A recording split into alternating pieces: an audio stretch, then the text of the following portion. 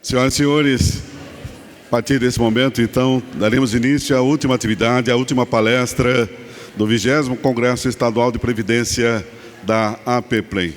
A APPLEM sente-se também muito orgulhosa de trazer para vocês e compartilhar tantos profissionais competentes, professores, palestrantes que aqui estiveram e agora também com a nossa última palestra. Sejam muito bem-vindos, obrigado pela presença, pela participação. Nossa palestrante é graduada em Psicologia pela Universidade de Caxias do Sul, com formação em Terapia Sistêmica Familiar pela Cefam São Paulo, especialista em Psicologia Escolar pela PUC, Rio Grande do Sul, pós-graduada em Neurociência e Psicologia Positiva. Trabalha com psicologia clínica há 32 anos, realizando atendimento individuais, familiares e com casais. Como palestrante, já realizou inúmeras apresentações em empresas, escolas e entidades diversas, abordando os temas relacionados ao comportamento humano. E aqui, com o tema Descarte o que não soma, né? O que não te soma, e seja feliz. Vamos aplaudir Luciane Farina Foquesato. Obrigada. Muito obrigada. É um prazer estar aqui. Antes de mais nada, quero agradecer ao nosso presidente, Daniel, e a toda a sua equipe. É um privilégio estar aqui encerrando um evento tão grande, tão importante, tão bem organizado, e quero parabenizar a todos pela excelente, pela presença de todos. Eu vi muita gente, eu estou aqui desde ontem, o pessoal engajado, participando, show. Depois vamos para casa. Eu sei que tem gente que está louco para ir para casa, mas tem gente que ficaria aqui mais uma semana, só para curtir o hotel, né? Para não precisar ir para casa. Então, rapidinho, o Antônio, muito obrigada pela apresentação, eu sou psicóloga. Eu sei que muita gente não gosta de psicóloga, porque acha que psicóloga é um bando de louca. Ou que só busca psicóloga, só faz psicoterapia, quem está muito desesperado fora da casinha. E eu costumo dizer que quem vem fazer terapia são os bons. Sabe por que as pessoas buscam terapia? Para poder aguentar aqueles que ela tem que estar todo dia, que precisariam fazer e não fazem.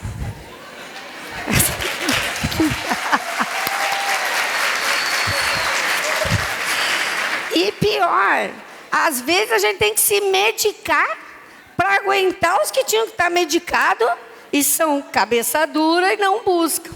Então, é só os top que buscam ajuda. Ah?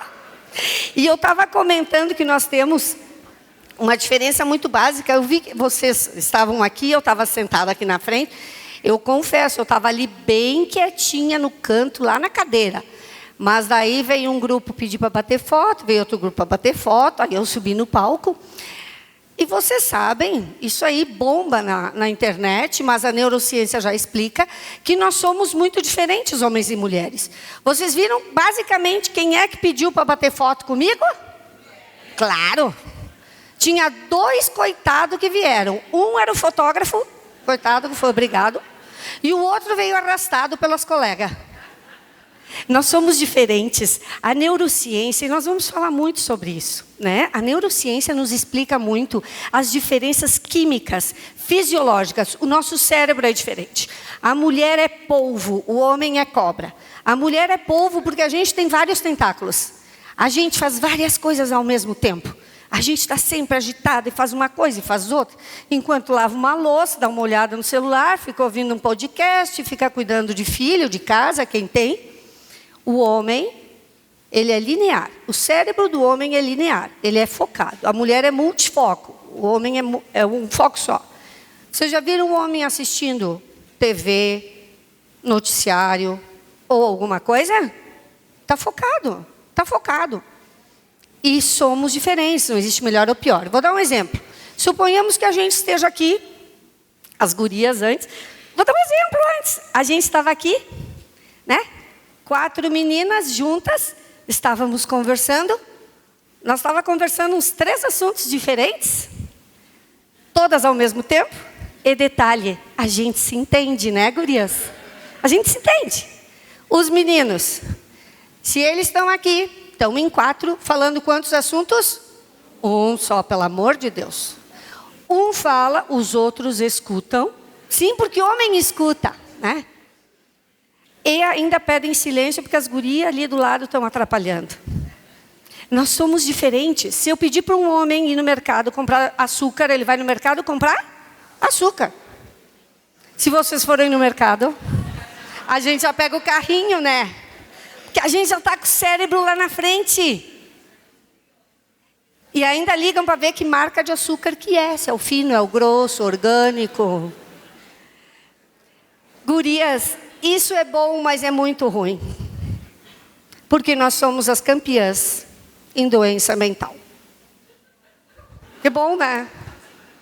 E nós vamos falar um pouquinho sobre isso, mas tem esperança, tá? Nem tudo está perdido. Então, antes de mais nada, por que o título é Descarte o que não soma e seja feliz? Eu já avisei algumas pessoas, quando a gente encerrar, eu tenho só 1 hora mesmo, cravadinha. Quando terminar, eu tenho um livro que vai estar à disposição das pessoas para quem quiser adquirir lá fora, com este título. Por que este título? Porque a gente espera para ser feliz quando? Quando eu ficar melhor de vida, quando eu trocar de carro, quando eu trocar de casa, quando eu não tiver mais dívida. Sabe quando tu vai ser feliz? Nunca. E a gente carrega pesos, a gente carrega fardos, e são esses que a gente precisa aprender a descartar. O que é para descartar, o que dá para descartar, o que não dá. É este filtro que hoje eu espero que vocês saiam daqui e vão para casa com um pouquinho de mais recurso neste filtro. Então, vamos falar um pouquinho. É para cá ou para cá. Eu e a tecnologia, nós não somos muito amigas. Eu sou das humanas. Então, nós nos preocupamos muito durante a pandemia com a saúde física. Se falou muito em saúde física, o medo de morrer, né? Isso veio muito. Queridos, a morte faz parte da vida. Quem não sabe morrer, não sabe viver. Quem tem medo da morte, tem medo da vida. Então, muito cuidado. A gente tem medo. Na verdade, não é de morrer. A gente tem medo de sofrer. Não é medo da morte, é o medo do sofrimento. Mas a gente vai aprender a lidar um pouquinho. E nós começamos a falar muito que ficou a nossa herança da pandemia, da saúde mental. As pessoas adoeceram muito.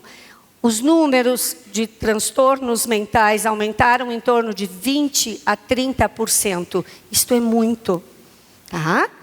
E estes são os 5 clássicos transtornos que aumentaram muito na pandemia. Por favor, importante dizer isso. Se vocês forem olhar, todo mundo tem um pouquinho de cada. A gente tem um pouquinho de cada coisa, todo mundo tem. Alegria todo mundo tem? Sim. Tristeza todo mundo tem? Sim. Raiva todo mundo tem? Sim. A saúde mental, ela mora no caminho do meio. Não nas polaridades. Quem é muito alegre é eufórico, é maníaco, é compulsivo. Não é legal. Quem é zero alegre é distímico, é um tipo de depressão. Você já viu aquela pessoa ranzinza, resmunguenta, está sempre com a cara fechada, sempre azeda, de mal com a vida? Já. Isto é doença. Manda essa criatura se tratar, porque ela está fazendo mal para os outros. Porque o ruim da pessoa doente é que ela deixa os outros ao redor. E muito cuidado para a gente não se contaminar. Porque a gente tem o hábito de abraçar aquilo e querer salvar a criatura. Eu vou fazer a diferença na vida daquela criatura. Não vai. Não vai. Às vezes o outro se afunda e tu se afunda junto. Então, nós todos temos um pouquinho de cada coisa. Não existe, a gente não fala o termo normal. A gente fala o termo funcional. Eu posso ser uma autista, eu posso ter um espectro autista e ser extremamente funcional. Eu posso ter um TDAH, que é um transtorno de déficit de atenção, e sou extremamente funcional. Entendeu? Eu posso ter um transtorno depressivo, um transtorno de ansiedade, um transtorno de pânico e ser extremamente funcional. O que é funcional? É eu conseguir construir a minha vida. Quando é que a saúde mental está abalada? Quando aquilo começa a me prejudicar. Eu não durmo direito, eu tenho desânimo, eu carrego a vida como se eu tivesse umas correntes nos pés. Isto começa a me dar sinais de que tem alguma coisa acontecendo. E cuidado, porque os transtornos mentais, emocionais, eles não aparecem de um dia para o outro. Eles são silenciosos. Eles vêm devagarinho. Tu vai começando a dormir mal, tu vai passando o dia arrastado, ou tu come demais, ou tu come de menos, começa a perder a vontade das coisas, começa a ter a cabeça sempre acelerada, não consegue ficar sentado 5 minutos, sem estar com as pernas balançando, não consegue ficar 15 minutos, meia hora sem mexer no celular. Isso são sinais de alerta. Não adianta depois reclamar. Fobia social. Muita gente, depois da pandemia, teve fobia social. O que é fobia social? Não gosta muito de gente. Gosta mais de ficar sozinho, isolado.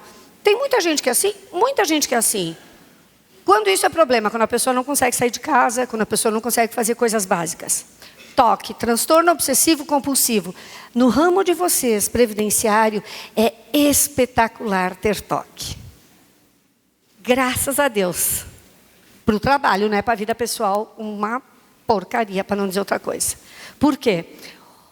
A pessoa obsessiva, ela é detalhista, ela é metódica. Quem lida com números precisa ser detalhista, precisa ser metódico. Tu tem que saber o número do centavo, do centavo, do centavo, depois da vírgula. Então, ter TOC é um problema? Não, desde que tu saiba conduzir a tua vida, desde que tu não exija que os outros sejam como tu.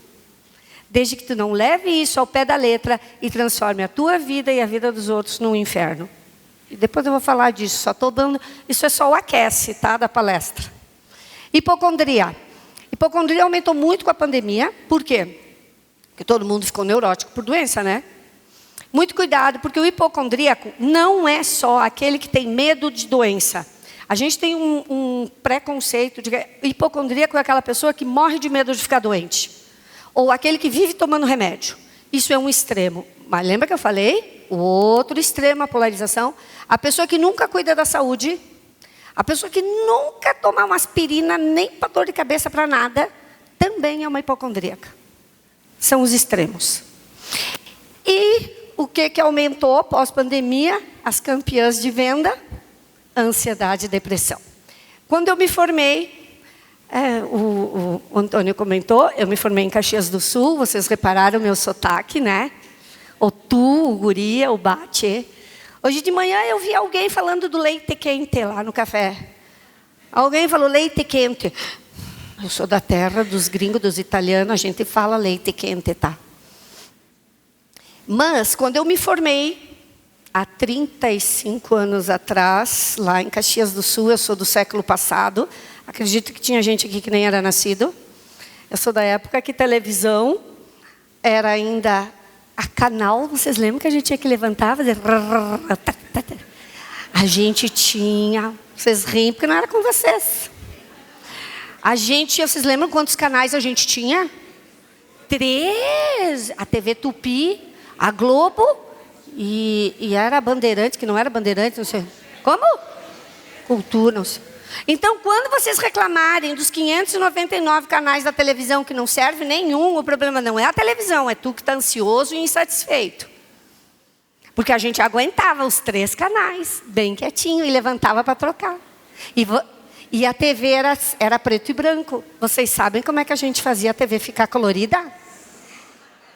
Papel celofane na frente. Vocês estão rindo, é verdade. E a maravilhosa de todas, quando a TV não pegava, a gente botava o quê? O santo remédio na antena? Bombril. Então vocês são da década passada, do século passado, século passado. E no século passado, isso foi só um gancho, nós fomos treinados para depressão. Eu fui uma profissional treinada para lidar com a depressão. A depressão era a doença do século XXI. Nós nos preparamos para isso, e ela veio. Mas ela trouxe a irmã gêmea, que a gente não estava esperando, que é a ansiedade. É muito, muito, muito comum elas andarem juntas. Nem sempre, mas é muito comum. E por que a gente está falando de saúde mental? E por que tantos os governantes quanto as empresas começaram a investir em saúde mental? Né? Ultimamente, nos últimos 3 anos, pós-pandemia, começou a se analisar muito e se investir muito nisso. Por quê? Como nossos governantes e empresários estão preocupados com a saúde da sua população? Não, porque isso começou a pegar no bolso.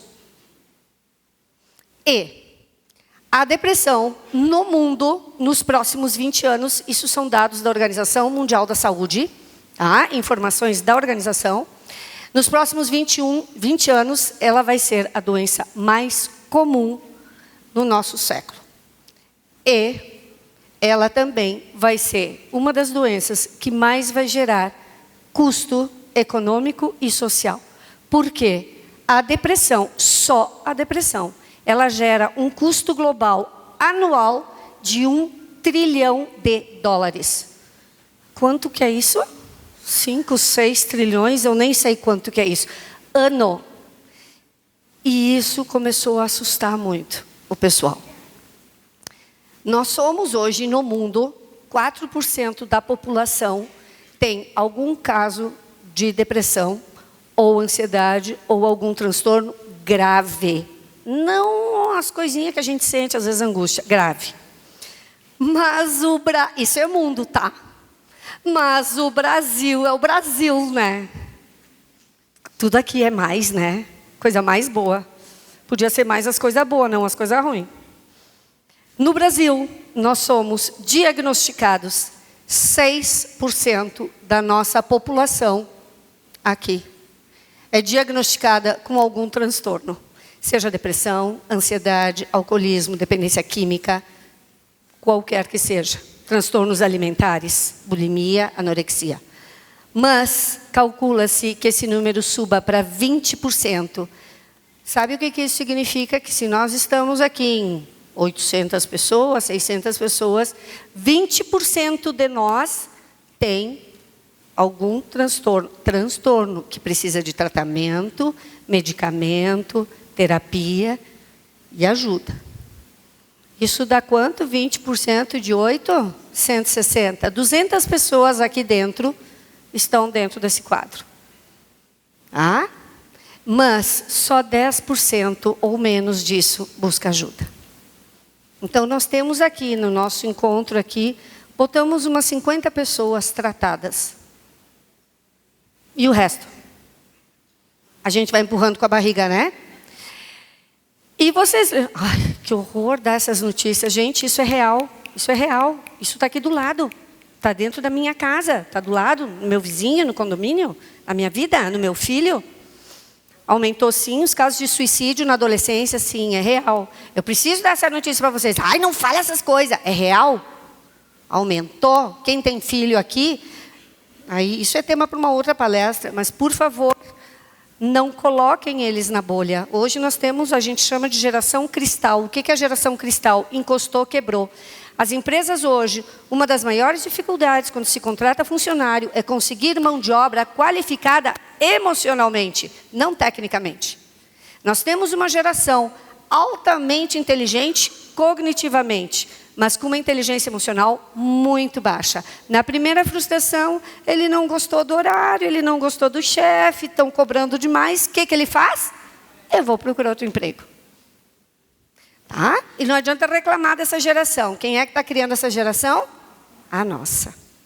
A gente não quer que eles passem o que a gente passou. Só que a gente se tornou o que se tornou pelo que nós passamos. E antes eu falei dos homens e mulheres e disse que a gente acaba ficando um pouquinho mais doente, né, meninas? Uma porque a gente quer abraçar o mundo, mas outra por quê? Porque os guris ficam menos doentes que nós, porque eles carregam uma coisa chamada testosterona, que é o hormônio masculino. Que beleza, né, guris?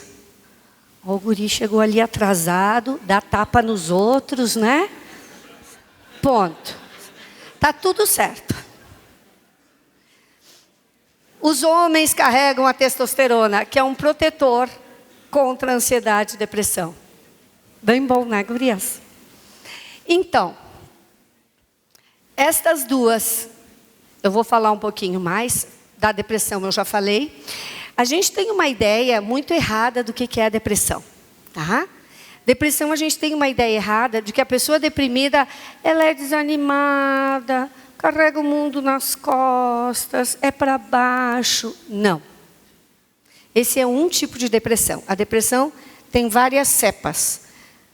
A pessoa muito irritada, eu falei antes, irritação em excesso, impaciência, intolerância, insônia, vários ins, também podem ser sinais de depressão. Tá? E é o que eu falei antes, começa devagarinho, depois vem. E por que eu disse que ela está junto com a ansiedade? Diga, guri. Está preocupado? Não, tem tudo solução. Eu estou assustando vocês para depois trazer a glória e a salvação. Mas é que são informações importantes, por quê? Porque a gente tem que estar ligado. Não é ficar hipocondríaco, desesperado. Ai, Jesus, eu tenho isso, eu tenho isso, eu tenho isso. Tu tem, eu tenho, mas a gente pode, está tudo certo. Vocês sabem que eu sou psicóloga, sou formada há 30 anos, tenho curso de curso. Vocês acham que eu não tenho problema? Tenho, muitos, tenho. Todo mundo tem problema. Lembra que eu falei? A felicidade não é quando a gente não tiver mais problema. O que é que nos diferencia? A capacidade de nós administrarmos.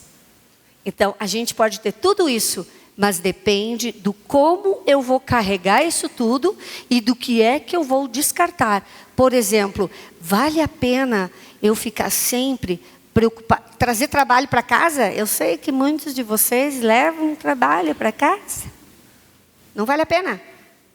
Vale a pena eu querer ser o funcionário número 1, pica das galáxias?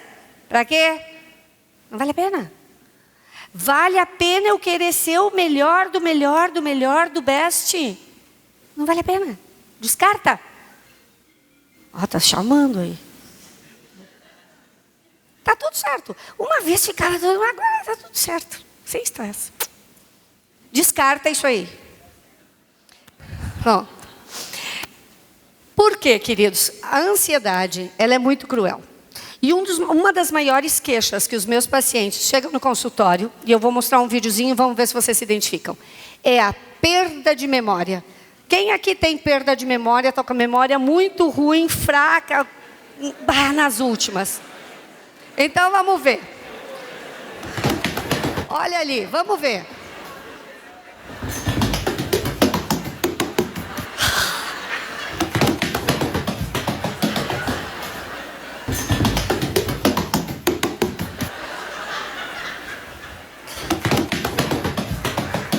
Se não der tempo, eu vou cortar o espoleto.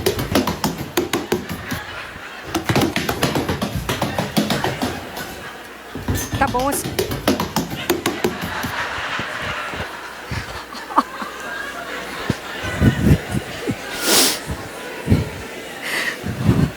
Um amorzinho, né? A gente não é esse pato. Quantas viagens a gente faz? Assim. E vocês sabem por que a gente perde memória?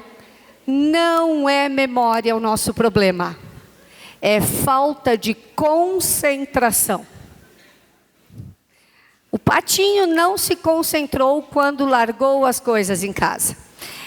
A nossa cultura hoje, e o celular é um dos nossos grandes inimigos. A nossa cultura hoje, ela é multitarefa e dispersiva.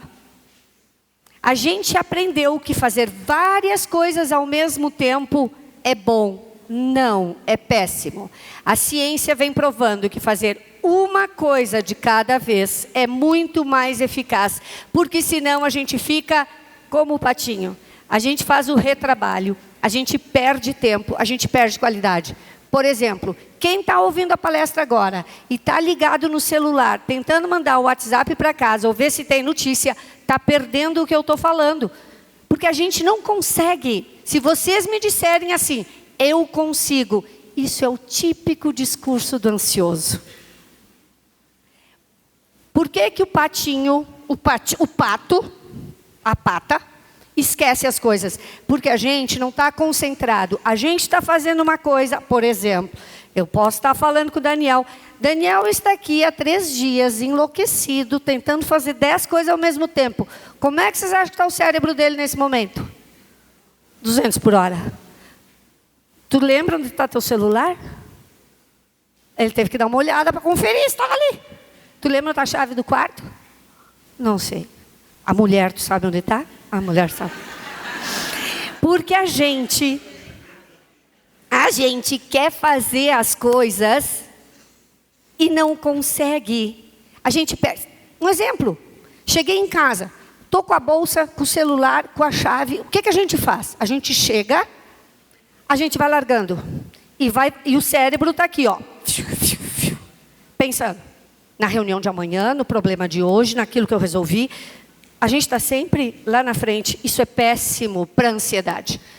Ou melhor, isso é ótimo para a ansiedade. Vocês estão cavando a ansiedade. É muito fácil plantar a ansiedade. É 2 toques. A gente não se foca. A gente aprendeu que fazer uma coisa de cada vez é perder tempo. Isso é mito, isso é mentira. Isso é eficácia. A gente ganha tempo. Por isso que a gente é ansioso.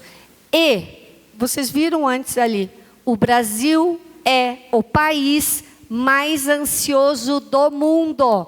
Pesquisa de 2023, dados científicos que a Organização Mundial mandou agora. Que legal. O país é o mais ansioso do mundo. E eu estava falando das redes sociais. As redes sociais nos aceleram muito. Hoje a gente precisa fazer um detox. E eu vou fazer uma pergunta básica para vocês. Vocês conseguem, diferente, se vocês conseguem dormir meia hora, larga o celular, meia hora antes de dormir, e acorda e fica meia hora sem pegar o celular, vocês não são viciados em celular. Entenderam?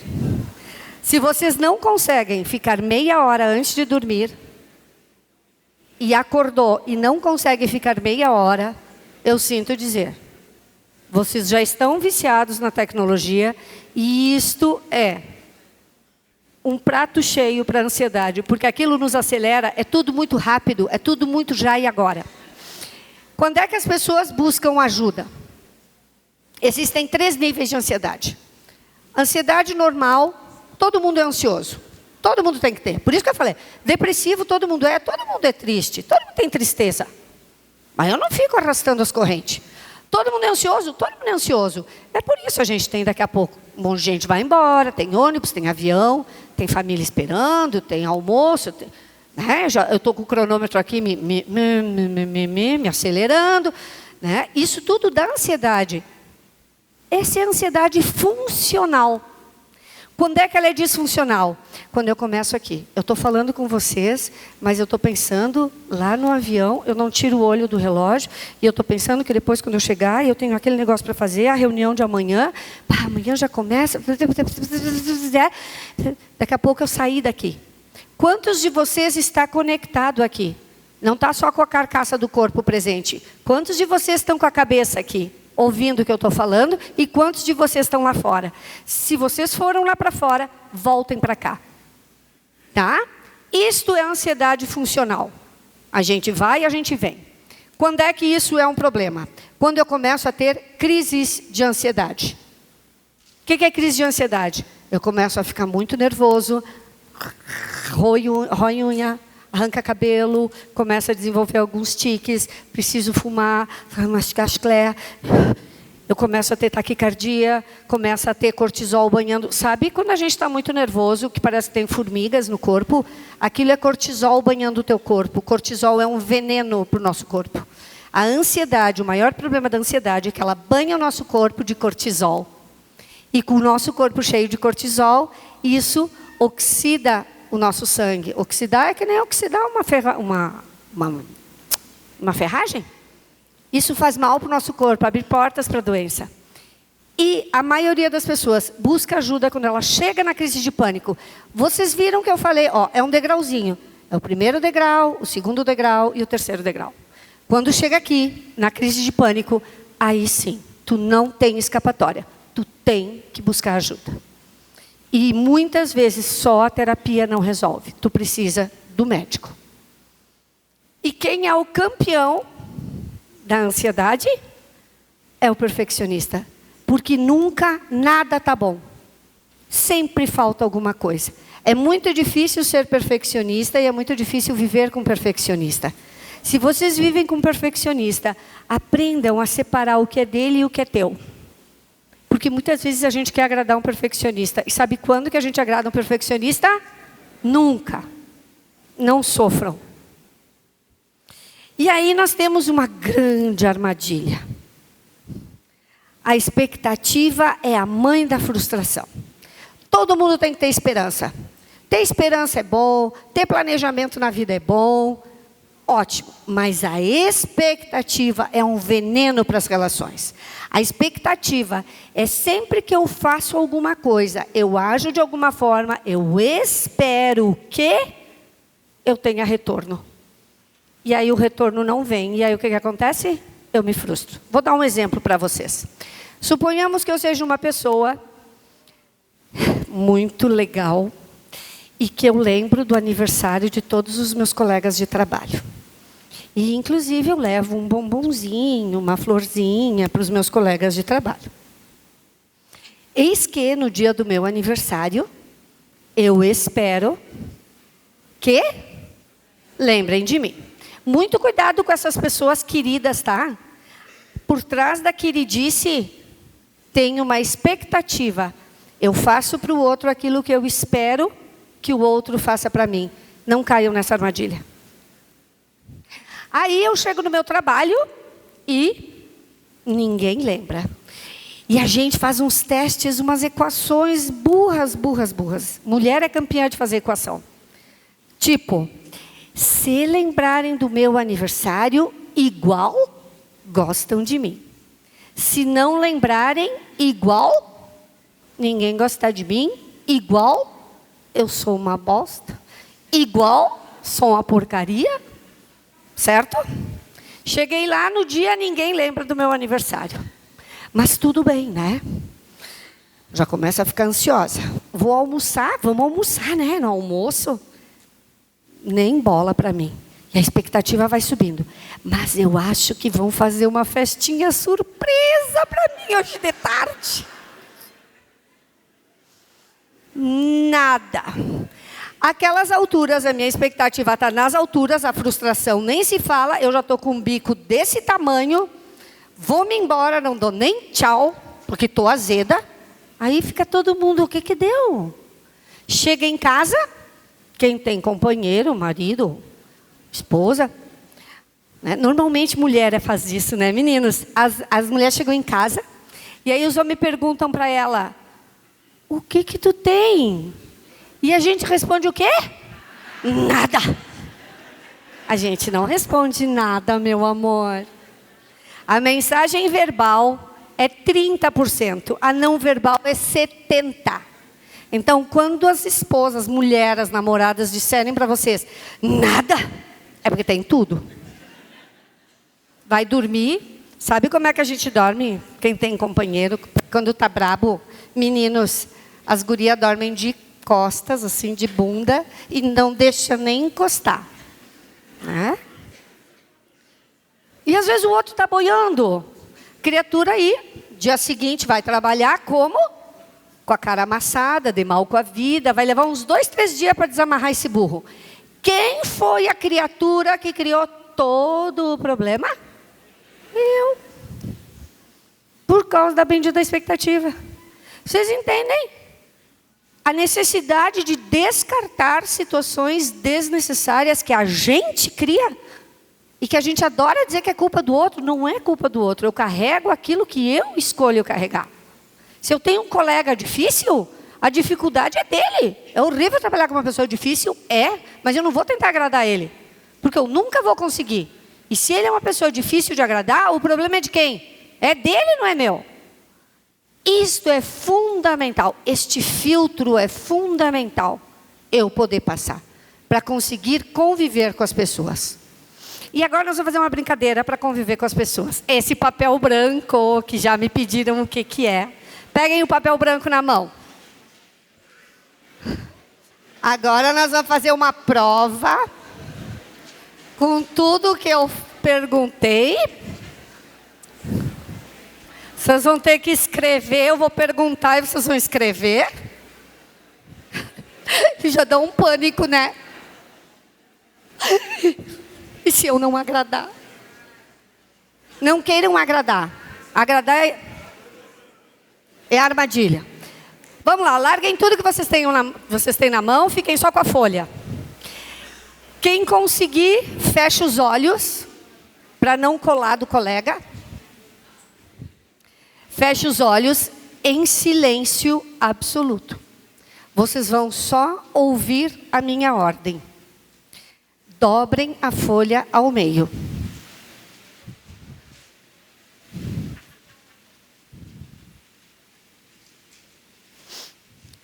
Agora dobrem a folha mais uma vez.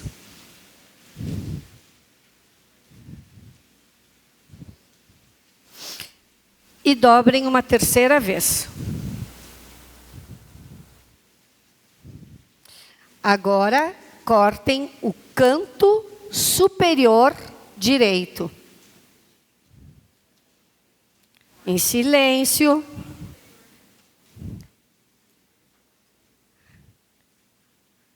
Virem a folha e cortem o canto inferior esquerdo.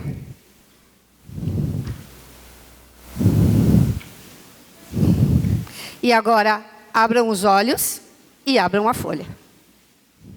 Abram a folha. Olhem a folha de vocês e olhem a folha do colega. E levantem as folhas para que vocês possam ver a folha de todos. E achem se tem alguma idêntica à de vocês.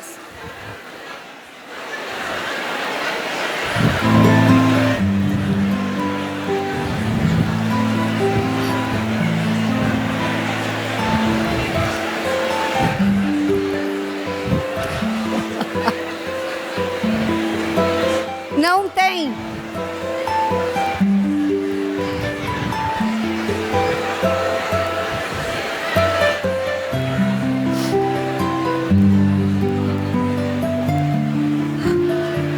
Não tem folha igual. Tem parecida. Quer ver? Me empresta aqui. Vou pegar duas aqui só. A tua e a tua aqui, ó. A tua aqui, ó. Ó. Olha aqui, ó. Tem folha de 2 furos. Tem folha de 1 furo. Sem furo. Tem folha de 3 furos. Mas idêntica não vai ter. Por quê? Por que que as folhas estão diferentes se vocês todos receberam uma única ordem de uma única pessoa? Por quê? Porque nós somos diferentes e nós interpretamos as coisas de acordo com a nossa experiência, a nossa vivência. E nós temos um péssimo hábito. Agora eu já não sei mais de quem é aqui. Essa é tua. Essa é tua e essa é tua. Nós temos o péssimo hábito de julgar. Existe uma diferença básica entre crítica e julgamento.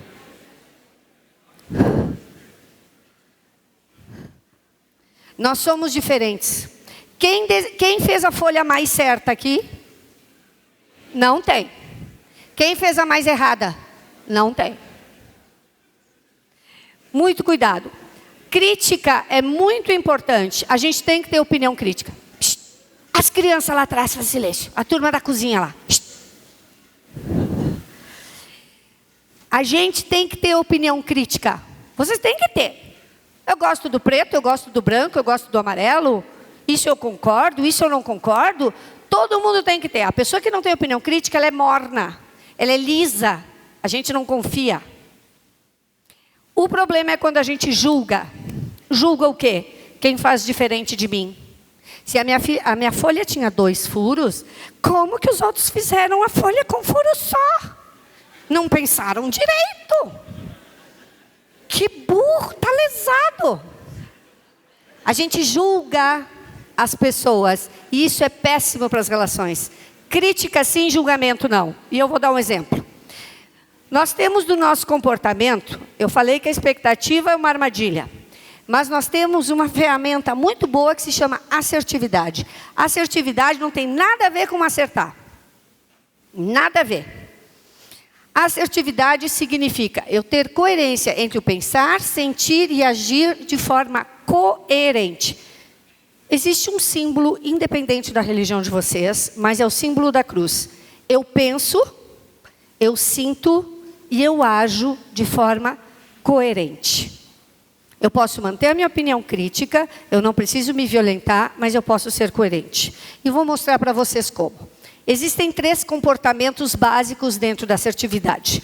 Não sai disso, tá? Todo mundo se resume a esses 3 comportamentos. Num extremo a gente tem o agressivo, aqui. No outro extremo a gente tem o bonzinho. E no outro a gente tem o assertivo, que é o meio. Muito bem. O que é o bonzinho? O bonzinho é aquele que vai só te dizer aquilo que tu quer ouvir. Ele não vai dizer o que está acontecendo. Cuidado, porque o bonzinho ele quer agradar. Mas no agradar ele perde respeito, porque ninguém respeita o bonzinho. Chega uma hora que todo mundo sabe que tu só vai dizer o que quer agradar. Isso é péssimo. O agressivo é o outro extremo. É aquele que fala tudo o que pensa, mas tem uma metralhadora na mão. E o assertivo é o do meio. Então, eu vou contar um exemplo que eu vivi há uns meses atrás. Eu tenho 3 filhos, né? Os 3 filhos já grandes, adultos. E aí, eu fui pintar o meu cabelo. Que vocês sabem que mulher não fica branca, a mulher vai ficando loira, né? A gente vai disfarçando, né? O meu cabelo, ele é preto. O meu cabelo original é preto. Isso aqui é só disfarce, maquiagem para os brancos. E aí eu fui num salão, para começar o processo, então, né? De aloiramento, porque eu não aguentava mais pintar os cabelos. E aí saí de casa e a minha filha me disse: mãe, tu só não pinta de vermelho, porque vermelho não fica legal para ti. Pode deixar. Cheguei no salão de beleza. E top, um salão maravilhoso, e bam, bam, bam. Quando terminou o serviço, que cor que ficou meus cabelos? Vermelho. Mas daí eu estava lá, né? Olhei, tá. Fui para casa. Cheguei em casa, aí o meu marido me olhou e disse o quê? Ele não disse nada, porque ele nem percebeu. É por isso que agora ele é ex-marido, né? Só avisar. Entendeu? Ele ficou ex. Viu, meninos? Aí chegou a minha filha, foi a primeira que chegou, aquela que disse que não era para ficar vermelho. E aí, como ela é muito autêntica, ela diz que ela é autêntica, olha ela aqui na ponta, ela me olhou e o não verbal dela falou antes, e logo veio o verbal. Me olhou e disse: vocês sabem o que é pinhão? Ela me olhou e ela me disse: mas tua cabeça parece um pinhão. Pinhão é aquela frutinha do pinheiro. Ela foi honesta? Foi. Ela foi autêntica? Foi. Ela foi coerente entre o que ela pensou, sentiu e agiu? Foi. Mas ela trouxe junto uma facada, né? Aí chegou o meu filho mais novo, de 18 anos, que é um lorde. As gurias, assim, entre 15 e 50 anos, não chegue perto, porque ele tem um papo, uma lábia, um gentleman. Me olhou, e aí o não verbal sempre chega antes. Me olhou e disse o quê? tu tá linda. Quando alguém olhar para vocês e disser com essa cara que tá linda, é porque tá feia.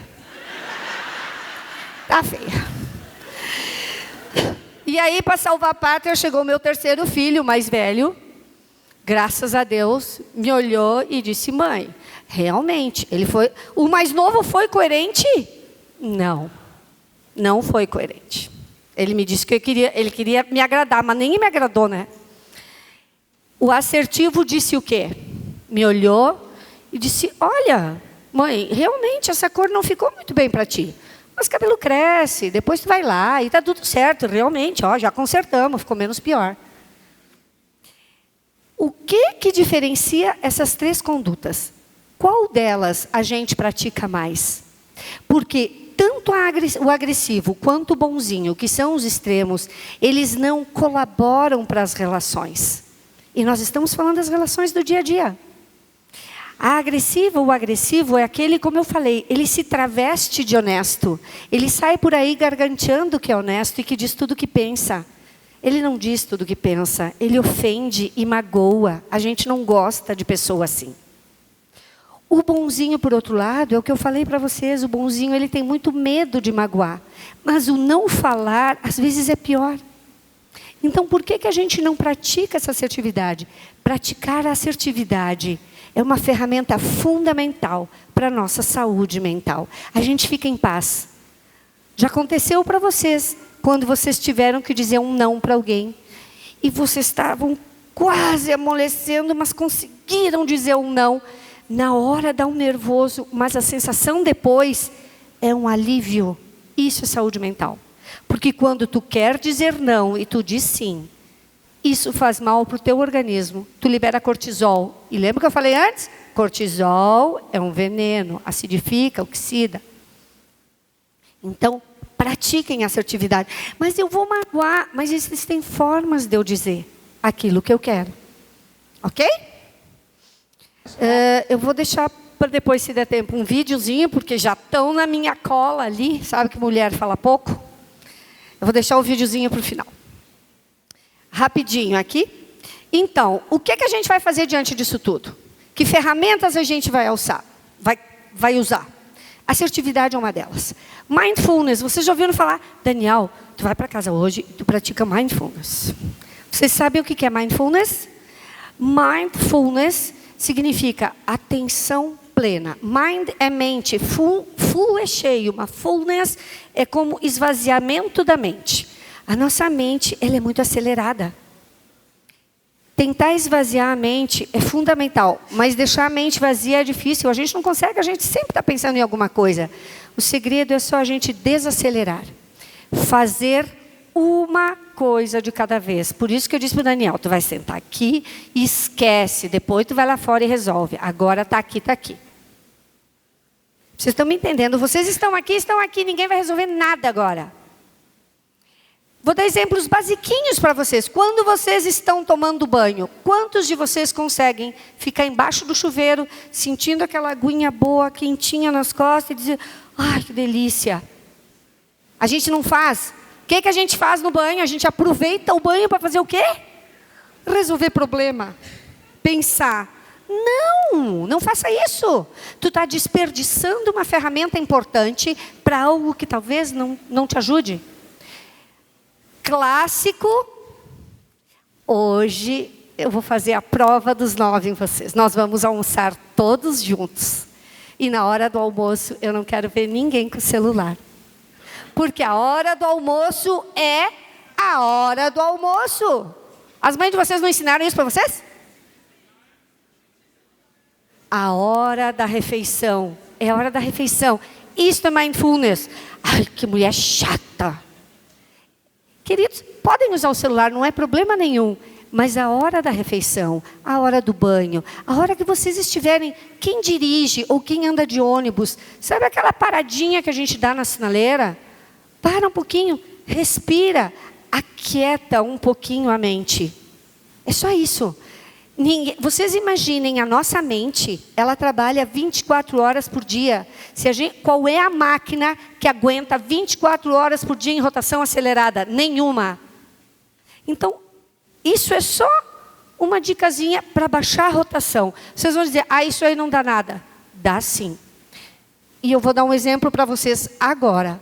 Vocês sabem o que eu estava fazendo sentada naquela cadeira ali? Eu estava de perna cruzada, olhando para vocês. Vocês sabem o que eu estava fazendo? Eu tive 4 minutos ali naquela cadeira. Eu pratiquei o mindfulness. Eu estava sentada aqui. Quem viu, eu inclusive estava respirando aqui, ó. Foi isso que eu fiz. Isto ajuda. Quando vocês tiverem uma reunião difícil, quando vocês tiverem um momento difícil, parem 2 minutos. Se alguém não tiver 2 minutos para parar, respirar, para mandar embora um pouco esse cortisol, isso é neurociência, isso é química. Não é achômetro, é químico. Tá bom? Mas, se nada disso resolve, tem a medicação. Ai, bendito Rivotril, né? Está até na bolsa. A medicação, ela é importante? É. Se automedicar, não. Excesso de medicação, não. Lembra, os excessos não são bons. Mas, às vezes, precisa. Quem tem crise de pânico, quem já passou... E aqui, queridos, tenho certeza que 20% de vocês, com certeza, já teve uma crise de pânico e é horrível. Dá taquicardia, a pessoa acredita que ela está infartando. Muitos vão parar no plantão achando que estão tendo um infarto. E não é, é só uma crise de pânico, só. A gente tem medo de morrer, tu tem medo que vai ficar doente, que vai enlouquecer, que aquilo nunca vai passar. É uma sensação muito ruim. Bendito o Rivotril. Mas só o Rivotril não resolve. Então, nós temos várias categorias, mas eu separei esses 2, que são importantíssimos, tá? Porque a gente faz muita confusão com eles. O ansiolítico, que é aqueles faixa preta, a maioria é faixa preta. Por que é faixa preta? Porque vicia. Porque dá dependência. Se tu usar durante 1 mês, todos os dias, tu vai ter dependência do remédio. Ele vai te viciar. Aí tu precisa que o médico retire a medicação. Tá? Mas ele é um extintor de incêndio. E aí entram Rivotril, Lexotan, Aprazolam, o Donarém, que é para dormir, não é faixa preta, mas eles são os famosos calmantes, tá? Que são importantes, mas eles não tratam, eles apagam o incêndio. Ele te ajuda a dormir, ele te ajuda a tirar a crise de pânico, ele te ajuda a baixar a rotação. Ponto. Ele é pontual, ele só trata sintoma. Por que a pessoa é ansiosa, vai no médico e o médico dá antidepressivo? Que bom, se o médico deu antidepressivo para vocês, é um bom médico. Porque o antidepressivo, ele não trata só o sintoma, ele trata a causa. O que acontece com aquela pessoa que está sempre em rotação acelerada, com a cabeça a milhão, cortisol bombando na veia? A gente diminui a produção de serotonina, dopamina e noradrenalina, que são os neurotransmissores responsáveis do bem-estar. E aí é que o antidepressivo entra. Aí sim. Aí tem os escitaloprans, sertralina, fluoxetina. A fluoxetina é a mais velha de todas, tá? Ela já está um pouco defasada, tem coisa bem melhor. Bupropiona, Wellbutrin, Zoloft, tem uma carrada de nomes. Eles viciam? Não. Tu pode tomar muitos anos, não vicia, não dá dependência. Só que ele demora para fazer efeito no teu corpo. Então tem que tomar no mínimo de 6 meses a 1 ano. Por quê? Diferente do ansiolítico, ele não vai repor a substância. Ele vai ensinar o teu cérebro a produzir aquelas substâncias. E isso leva um tempo. Ok? Capite? Não é problema tomar remédio. O problema é tomar demais por conta. Tá? Cuidado com os Dr. Google, doutor de plantão, vizinha, colega de trabalho, os palpiteiros. Então, queridos, fechando. Já estou quase, tá? Fechando. O que a gente precisa? Assertividade. Baixar um pouquinho a rotação. A gente precisa ter o que nós chamamos de resiliência emocional. A resiliência é essa capacidade de eu conseguir administrar a minha vida e ser feliz, apesar dos meus problemas, porque 69% dos problemas sempre vão existir. Sempre nós vamos ter. Ou é financeiro, ou é saúde, ou é relacionamento, ou é trabalho. Sempre vai ter um para atrapalhar. E é isso que nós precisamos. A resiliência é cair e levantar. É ter resistência. É resistência à frustração. E aí nós temos 4 ferramentas fundamentais. Eu falei para vocês que tinha salvação. A primeira é esta flexibilidade emocional. Por que o perfeccionista é o que mais sofre? Porque ele é rígido, ele não sai daquilo. Se ele trilhou esse caminho, ele não consegue se adaptar. Isso é péssimo. A gente precisa ter essa flexibilidade, ter esse jogo de cintura. Por exemplo, hoje de manhã, né? Se tivesse dado alguma zebra, deve ter dado muitas zebras, né, Daniel? E estamos aqui, e saiu, e não deu tudo certo no final. Isso é flexibilidade, é jogo de cintura, fundamental para administrar os problemas e a vida. A gente precisa ter regulação emocional. Nomeie um sentimento de vocês. Para chegar na assertividade, tem que saber o que está sentindo. Eu estou sentindo raiva, hoje eu estou triste, hoje eu estou agoniada, não sei porquê, mas eu estou. Identifiquem o que vocês sentem. É como uma dor. Como é que tu vai tratar uma dor no dedão se tu não sabe onde é que dói? Ai, onde é que me dói? Me dói o dedão, então eu vou tratar o dedão. Eu estou triste. Identifiquem. Eu estou alegre. Hoje eu estou alegre, não sei porquê, mas estou alegre. Entendem? Nomeiem. Mudem a perspectiva, né? Que é aquilo que eu falei. É a técnica do papel. Cuidado com o julgamento. Nem sempre eu sou a dona da razão, eu não sou sempre certo e não sou sempre o errado, porque tem aquele que acha que está sempre certo e aquele que acha que está sempre errado. Nem sempre, jogo de cintura. Às vezes eu olho para o meu colega e acho que ele é um maravilhoso. Frase clássica, gravem esta frase. A onipotência é camuflagem da impotência. Toda pessoa arrogante, prepotente, que se acha, toda, 100% dela é insegura. Tem autoestima baixa. Porque a pessoa que é segura e que tem uma boa autoestima não precisa provar nada para ninguém. Então,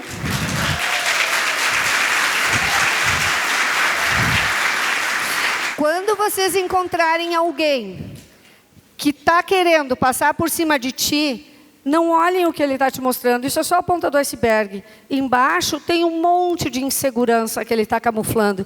É só disfarce, aquilo é dele. Não comprem essa briga, tá? E para terminar, a aceitação. E eu vou contar uma história agora para vocês sobre a aceitação. Aceitação, queridos, é a gente aceitar o nosso processo da vida. É a gente aceitar a vida como ela é, não é se resignar. Não é dizer assim, ó vida, tivemos muitos problemas no Congresso, Não, tivemos problemas, vamos administrar, não deu para ir para a direita, vamos para a esquerda, não deu aqui, deu lá. E está tudo certo. Ontem, para vocês terem uma ideia, eu saí de Caxias do Sul, eu e o Márcio, cadê o Márcio, meu produtor maravilhoso, meu anjo da guarda? Nós saímos de Caxias às 8 da manhã, para chegar aqui, 8 da noite. Atrasou o voo, antecipou o voo, teve um escambau. E não se estressamos, né, Márcio? Ainda deu umas risadas. Aceitação, aceito o inevitável. Por quê, queridos? A dor é inevitável. Todo mundo tem. O sofrimento é uma escolha. E eu vou contar uma historinha para vocês, para encerrar. Uma história muito linda. De uma família. Essa família são 4 pessoas. Um pai, a mãe e os 2 filhos. O filho mais velho e o filho mais novo. Eis que, uma família bonita, feliz. Eis que, numa bela noite, uma madrugada, este casal, este pai e essa mãe, recebem a notícia que este filho havia sofrido um gravíssimo acidente e faleceu. Ele morreu num acidente junto com mais 3 jovens. E esta mãe estava grávida de uma menina que estava para chegar dali 1 mês. A dor é muito forte? Sim, a dor é forte. Sofrimento, quem já perdeu alguém, é muito forte o sofrimento. O que fazer numa situação onde tu tem um membro que morreu? O filho, não existe dor maior do que perder um filho. Perder um filho é a dor mais sofrida de todas. E ela tinha um bebê para criar. Ela tinha uma bebezinha chegando. E a bebezinha chegou. E essa família teve que fazer uma escolha entre sofrer o luto do filho ou desfrutar do nascimento da filha. Essa família teve que fazer uma escolha. A dor continua. A dor vai estar sempre lá. Mas o sofrimento foi uma escolha. E esta é a minha família. Esta é minha família. Fazem 2 anos que nós perdemos o Lucas. E ainda me dói. Eu não esperava chorar. Mas me dói, porque dói. Ele era meu afilhado. Aquele pai é meu irmão, a minha cunhada. E dói muito perder. Dói muito. Um acidente muito triste. Tu tem que ir lá reconhecer. Nós tivemos que ir lá no IML reconhecer. Dói muito. Mas nós tivemos que escolher entre a dor e o sofrimento. Nós ficamos com a dor.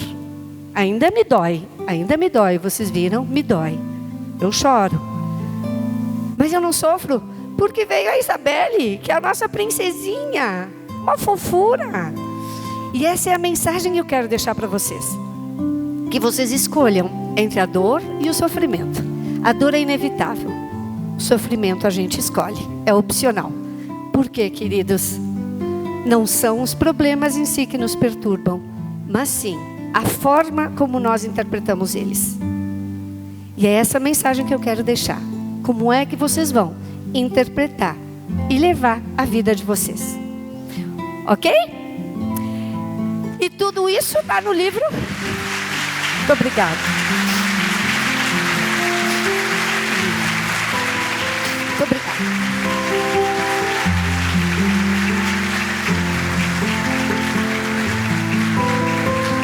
Muito obrigada. Ó, que legal, queridos. Obrigada.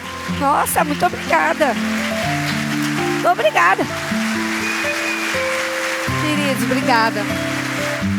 Ó, que legal. Muito obrigada. Queridos, um prazer estar aqui. Mais uma vez, Daniel, eu agradeço a presença. Muito, foi um privilégio estar com vocês. E tudo isso que eu falei e muito mais tem no livro Descarte o que não soma e Seja Feliz, que está ali fora para quem quiser adquirir. Nós vamos estar ali. E será um prazer ter vocês nas minhas redes sociais, tá? Eu tenho muitos vídeos, eu falo muita coisa sobre isso. No Instagram, no Face e no YouTube. Queridos, um sucesso e sejam felizes. Obrigada.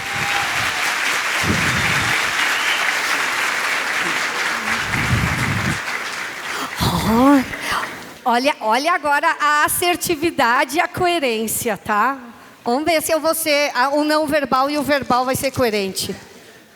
Gostaria, em nome da organização do Congresso, entregar um mimo aí pela brilhante palestra. Obrigada, sobre esse tema tão importante que a gente leve para o nosso serviço, para nossas residências, que é a nossa saúde mental. Muito obrigado. Muito obrigada. Que lindo! Querida, obrigada. Obrigada, Daniel, foi um prazer, tá? Quando vocês recebem um presente, então vocês se cuidem com o não verbal, tá? Porque se vocês receberem o presente, ai, obrigada, não gostou. Mas muito obrigada, querido, foi um prazer. Obrigado. Nos vemos no almoço, sem o celular. Sem celular. Só caso de urgência.